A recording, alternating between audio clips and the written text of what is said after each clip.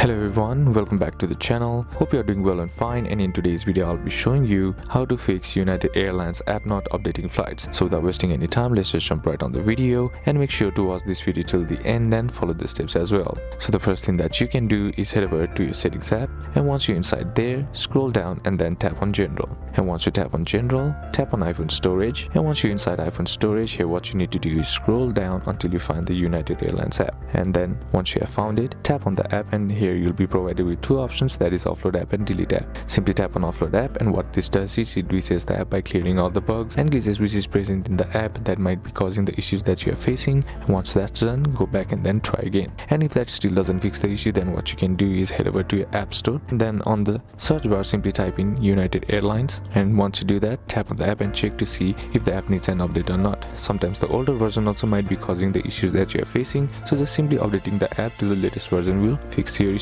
So that's what you can do, and that's it for today's video guys. Hope this video was useful to you. Leave a like if it did, comment down below what the next video should be on, consider subbing to the channel. Thanks for watching, bye bye.